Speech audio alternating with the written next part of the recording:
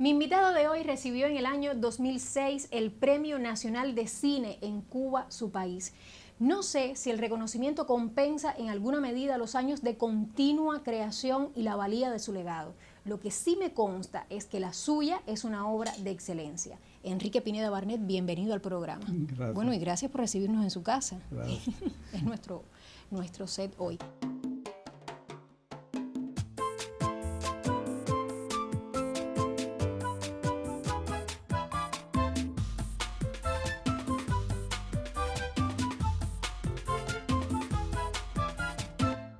Tal vez porque era el cine más cercano a la casa donde nació, el Riviera, fue la sala que le permitió ver su primera película y que lo acogió como actor. ¿Cómo fue con apenas 5 años hacer aquel negrito Mancuntibiri? Sí, realmente lo que ocurre es que el Vedado ha sido mi cuna y mi vida. Yo estaba viviendo recién el divorcio de mis padres, estaba viviendo con mi madre en el llamado Hotel Palace. Y allí conocí 2 personas que formaron inevitablemente una parte importante de mi nacimiento artístico. Una era Enrique Santiesteban, que era locutor de La Voz del Aire en el Roof Garden del hotel y que me oyó cantar en el comedor del hotel, va donde mi madre, le pide permiso y me lleva a La Voz del Aire y me sentaba en sus rodillas todos los días a que yo le cantara boleros y yo encantado con un micrófono delante, cantar boleros, era para mí una felicidad. Y había otra señora que se llamaba Francisqueta Vallalta, que era profesora de guitarra y de música. Y también ella estaba preparando un espectáculo con niños. Y también pidió permiso y me llevó a su apartamento a ensayar. Y preparaba un espectáculo que se estrenó en el Cine Riviera, donde me pintaron con glicerina y corcho quemado, y allí debuté con una especie de galleguibiri mancuntibiri, que fue un espectáculo donde bailaba una rumba tremenda, donde cargaba una farola que tenía más de 6 pies, y agachado y chiquitico con mi farola, eso pues arrastré una ovación que me llenó de la vanidad que después lo hace a uno querer repetir y volver a escuchar ese aplauso. Después entré en la radio como actor infantil y en la radio pues Mario Barral no solamente me preparó para mejor actor, sino que además me preparó para escritor de radio. Y empecé a escribir programas de radio, continuidades musicales, seguí haciendo novelas y empecé a hacer teatro ya en ese intermedio también, a partir de los 13, 14 años, con Las Máscaras, y en el año 53, pues protagonicé la obra de teatro de Rolando Ferrer, y ya en el instituto lo que me dediqué más fue a escribir. Empecé a escribir mucho, escribía muchos cuentos, me atreví a escribir poesía supuestamente, y escribí teatro. Y ya en el 53 yo obtengo un Premio Nacional de Literatura, del Alfonso Hernández Catá. Y esto me da pie para empezar en la televisión naciente. Usted está en el privilegiado grupo de los fundadores de la televisión en Cuba. ¿Fue ese su primer acercamiento al audiovisual como tal? Al audiovisual, exactamente. Y ahí comienza a trabajar dentro de la publicidad directamente. Ahí de la televisión, de hacer programas dramáticos y musicales. La publicidad era muy creativa en aquel momento. El corazón es un ingrato, no corresponde nunca al amor. Aldo Conti. ¿Qué dice? Aldo Conti. ¿Está embarcado? Aldo Conti. Aldo Cortico. Apriételo sin piedad, que Rina es duro, duro de verdad. CMQ Televisión. Enrique, ¿y por qué dice que esa experiencia en la sierra como maestro voluntario le enseñó a un niño bitongo del Vedado a prescindir? ¿Qué encontró allí? ¿A prescindir de qué? Yo me fui prescindiendo de mi familia, de mi madre, de mi casa, de mi medio, de la publicidad, que me gustaba mucho, de la televisión, que me gustaba mucho más, y me fui prescindiendo de todo eso porque había algo que me impulsaba más, con más pasión, que era esa idea de ir a enseñar, Y allí me descubrí maestro y sí prescindí más. Prescindí de las comodidades, prescindí de muchas cosas. Inclusive como maestro no tenía nada, no tenía recursos. Yo empecé a enseñar con guiras, con caracoles, con semillas. Empecé a jugar con esas cosas. Hice una escuela de teatro. Y entonces con ese mundo aprendí razones de vida de muchas otras cosas, ¿no? Esencia o valores humanos de otras categorías nuevas, que no rechazan las anteriores. El hecho de aprender, uno está aprendiendo constantemente en la vida. Yo estoy ahora aprendo muchísimo. Aprendo de mis alumnos. Ven acá, compa, sinceramente, ¿tú crees que el sábado podré boxear? Es que esta es mi primera pelea, guaguancó. La conseguí de chiripa. Y si no me presento. Todos tenemos cosas importantes que se han quedado pendientes, Chamo. ¿Qué? De eso nada. Mira que hasta le hago una promesa a Changó. Esta es una misión de patria o muerte. Y hay que cumplirla. Caiga quien caiga y nos tiren lo que nos tiren. Permiso para hablar.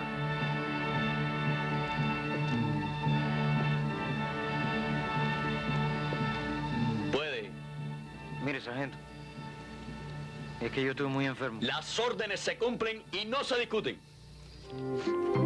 Darío, no puedo. Tengo que irme. Compréndeme.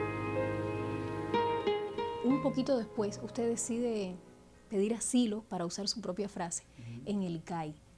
¿De qué se refugiaba y por qué pensó que el ICAI era el lugar? Y lo otro, ¿cuánto tiempo pretendía refugiarse en aquel lugar? Bueno, cuando me fui de maestro voluntario, que por casualidades de la vida, esto sí fue una casualidad, fui el primer maestro voluntario. Cuando yo firmé un documento que es irrepetible, que es una incondicionalidad.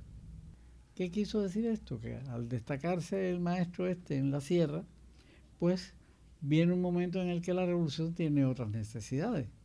Y entre otras necesidades estaba la nacionalización de las industrias. Y entonces dicen, necesitamos jóvenes con capacidad y con incondicionalidad. Y me sacan para ser administrador de ingenio. Imagínate tú, yo de administrador de un central, ahí sí que yo no tenía absolutamente nada que ver. Y inclusive yo protesté, dije, pero si yo no conozco nada de azúcar, yo no conozco nada de administración. No importa, lo vas a hacer muy bien. Fue la zafa, fui administrador de ingenio y de repente viene la incondicionalidad otra vez a jugar y necesitaban un cuerpo diplomático renovado. Y me mandan al MINREX de joven diplomático. Me destacan en Uruguay como encargado de negocios de Cuba en Uruguay. El gobierno uruguayo, por problemas de política, no quiso, no quería darle la gremenia a nadie. En ese momento coincide que el Che Guevara se entera y el Che dice, no fue a Uruguay, pues ahora va, porque va a ser secretario de la delegación del CIES, y vamos al CIES, a la conferencia de Punta del Este. Pero esto me hizo encontrar, ver, descubrir y aprender el mundo de la diplomacia, que a mí nunca me gustó el mundo de los políticos, por lo tanto me gustaba menos el mundo de la diplomacia, que me pareció espantoso. A mí me pareció un perdón de los señores diplomáticos. De todo eso se refugió entonces en el ICAI. Cuando me llegó todo ese caos, fui al ICAI y les dije, por favor, denme asilo que quiero venir para acá. Y así empecé entonces como cineasta.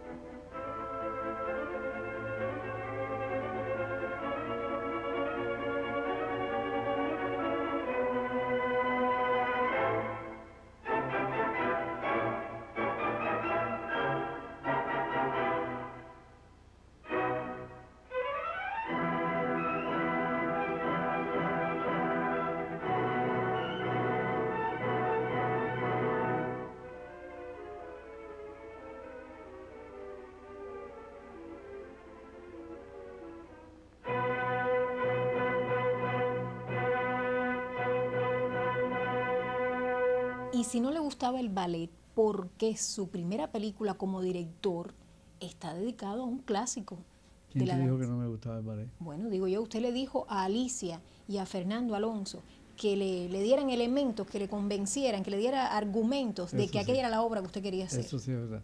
Sí, no, es que eso fue una encomienda de Alfredo. Alfredo tenía un compromiso con Alicia de hacerle una película o un ballet de ella, y Alfredo me pide que vaya y lo haga yo.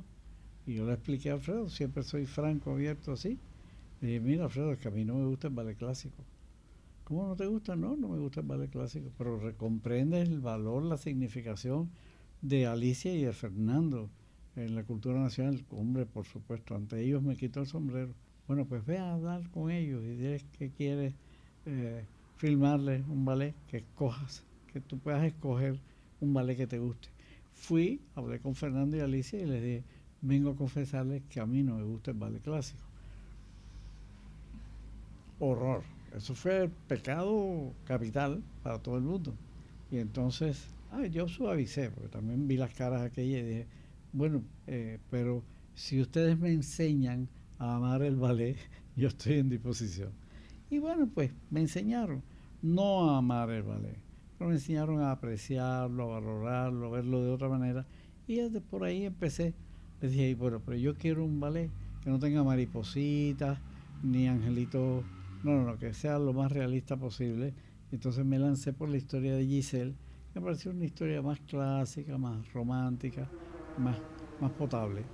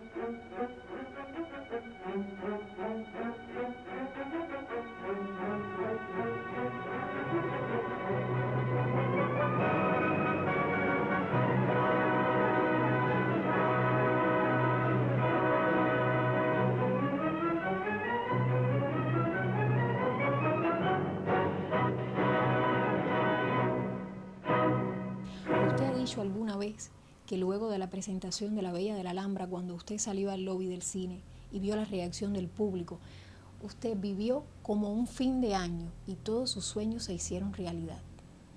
¿Cómo es un fin de año y por qué todos sus sueños se hicieron realidad en ese instante? Porque en mi vida, yo creo que en la vida del país, los fines de año han sido muy significativos y han dado lugar, como los huracanes, han dado lugar a cambios sustanciales.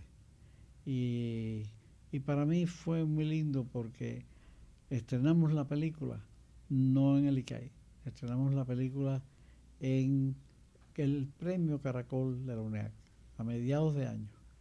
¿Qué pasó? Que el Teatro Yara se repletó, la gente se sentaba en las escaleras del Yara, desbordaron el cine y la gente salió como con una gran fiesta. Era un momento de crisis emocional del pueblo cubano. Una crisis que realmente dio lugar después a todo el periodo especial, en fin. Y la gente salió con unos abrazos y un cariño, la gente se felicitaba unos a otros en el vestíbulo del Yara. Yo dije, este es un fin de año.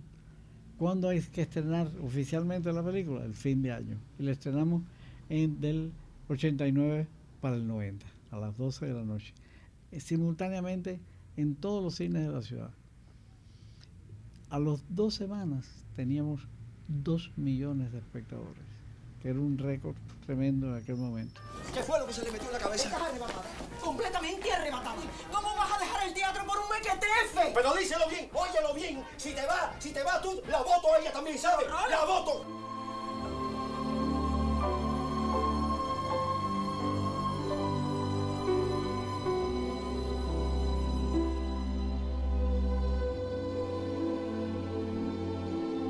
tápame, tápame, tápame, tápame, tápame que tengo frío. Si no quieres que Esa es la mujer que necesitamos. ven a mi cariño mío.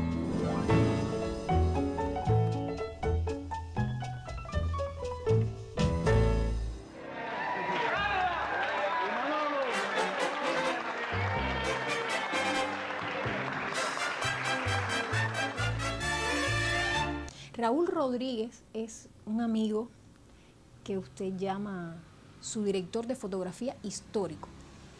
¿Cómo es formar la complicidad que se logra al formar un equipo de trabajo de esta manera? ¿Y quiénes más integran ese equipo?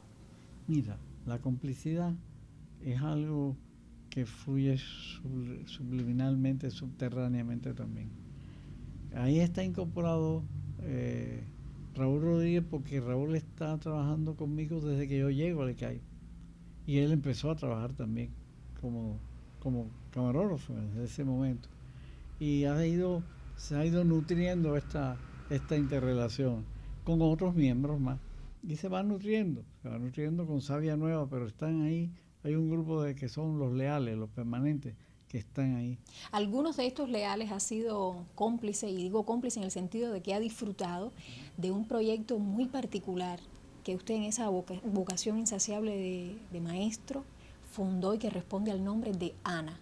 ¿Cómo se le ocurrió este taller? Bueno, es muy gracioso porque cada uno de nosotros lo recordamos de maneras diferentes. Se me ocurrió un taller que fuera de 7 miembros, no más, escogidos, seleccionados de entre alumnos, taller que se ha repetido varias veces en varias generaciones con diferentes integrantes, pero siempre han sido 7 miembros. Y estos miembros necesitaban tener ciertas características personales, de personalidad, de disciplina, de deseo de hacer, de un sentido recto y poético al mismo tiempo. Enrique, vamos a hacer una pausa en nuestra conversación precisamente para conocer cómo vivió una edición de ese taller de Ana, uno de los alumnos que egresó de él. ¿Le parece bien? Muy bien. Pablo, ¿cómo conoces a Enrique Pineda Barnet ya no como público, ¿no?, sino como colega, digamos, como realizadores ambos? Bueno, lo conocí de niño, pero ya estudiando en la facultad. A los alumnos de tercer año los mandan con los directores a pasar el curso de dirección. Y yo pido, me iba a tocar con otro director, y yo pido ir al de Enrique.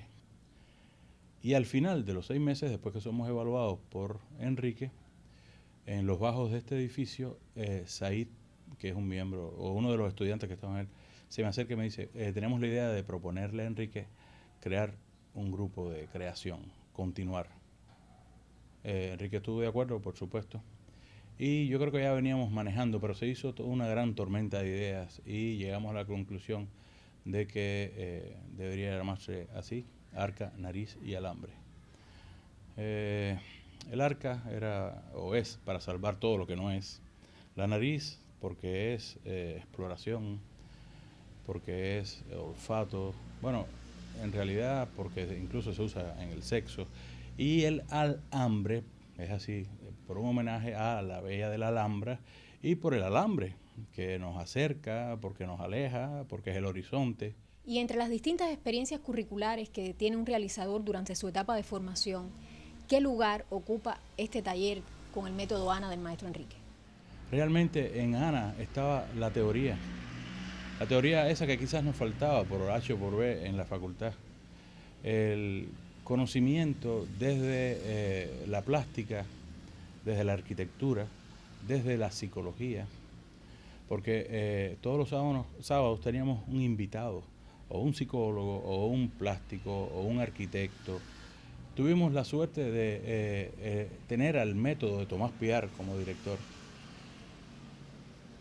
y la suerte de tener la forma de hacer cine de José Masip. Y realmente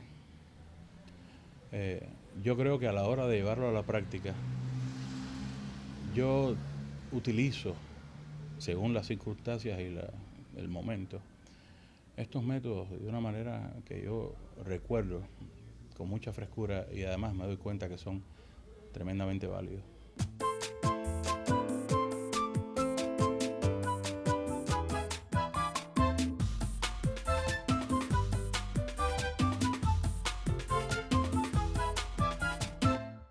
Continúo conversando con el Premio Nacional de Cine Enrique Pineda Barnett. Maestro, usted ha resignificado un grupo de términos. Yo quisiera recordar algunos, por ejemplo, territorio es el lugar donde poner los pies, país es donde poner los sueños, nación es donde ser, patria es donde sembrar.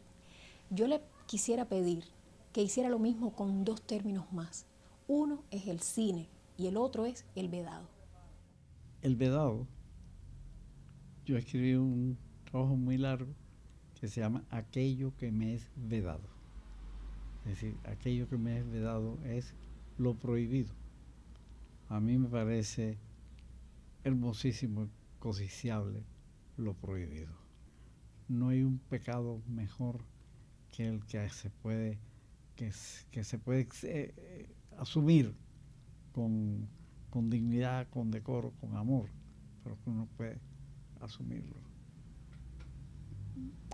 El cine es otra cosa. El cine es un medio artístico, es un medio de creación. Para mí no es superior a la pintura, ni a la música, ni a la literatura, ni a la danza. El cine es el compendio de todas esas cosas. Lo importante es cuando es bueno, cuando es interesante, cuando es valioso. Yo amo la danza. Si yo hubiera podido, hubiera sido bailarín. Y no creas que hubiera sido bailarín de ballet, ni quizás de danza, pero mi baile hubiera sido, yo sería rumbero. Lo que hubiera sido es rumbero, que eso era lo que me gustaba de verdad.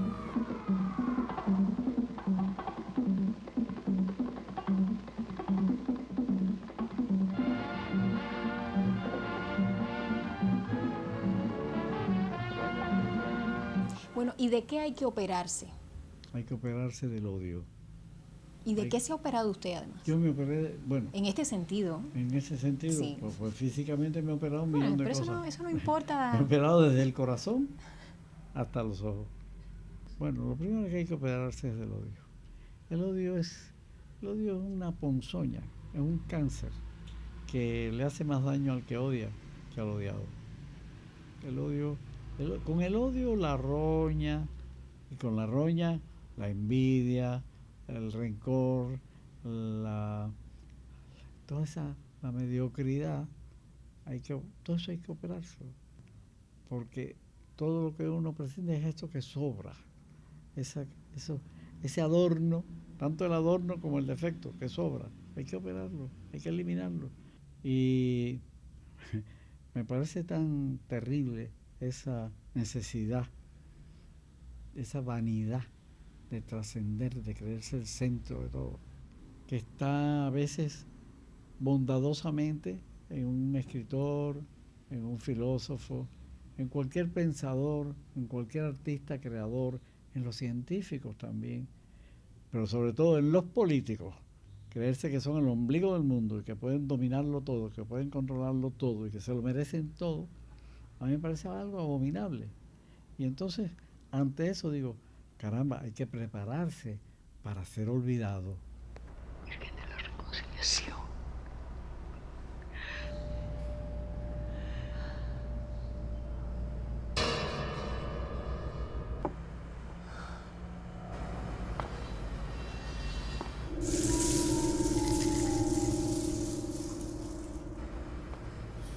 Rogamos al Señor Dios Todopoderoso que nos envíe espíritus buenos, que nos asista y aleje de nosotros todo lo que puede llevar al error o la mentira.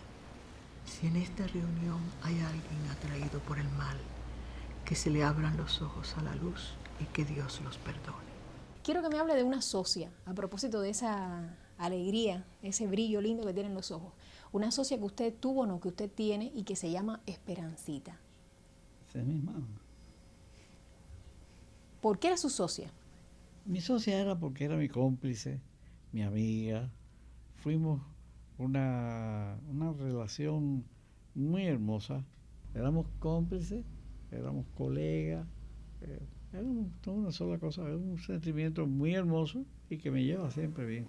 Si de niño su verbo, no digamos su verbo preferido, sino la acción que usted sentía que más latía dentro de usted era besar y luego fue abrazar, ¿por qué ahora es puentear? ¿Y cuál es el límite para tender un puente? Has averiguado mucho, obviamente. Bueno, está bien, me gusta eso. Sí, de niño siempre soy besuqueón. Soy besuqueón, soy amelcochado, como dijo un día Alfredo Guevara, dijo, eres muy amelcochado. Bueno, pues, en honor a Alfredo Guevara, sí, soy amelcochado, ¿y qué? Pero bueno, soy abrazante, soy muy queridor y querido. Cuando en un momento determinado mi país se dividió en dos países, en dos familias desgarradoramente separadas, es así, pues me quedé siempre con las ganas de tender un puente, abrazarlo. Y me di cuenta interiormente, siempre me pregunto, ¿cuál es tu verbo interior? ¿Cuál es el verbo que predomina dentro de ti? Abrazar, puentear, tender un puente. Y desde entonces el verbo puentear se convirtió en mi signo para mi correo electrónico, para todos mis passwords, de todas las cosas. El que quiera tener la propiedad de todas mis cosas, busquen puentear y por ahí lo van a encontrar. Y también es la dirección del blog en donde escribe y donde hay unas fotos bellísimas suyas. Oiga, qué fotos más lindas hay en su blog, puentear.com, ¿no? Sí. Pues vamos a invitar entonces a todas las personas que ahora mismo ven del programa que visiten esta página para que conozcan un poquito más de Enrique Pineda Barnett, y yo me quiero permitir darle un abrazo, porque creo que es lo que usted inspira y lo que mucha gente quisiera hacer. Qué rico, a mí me encanta. Muchas gracias. Gracias a ti.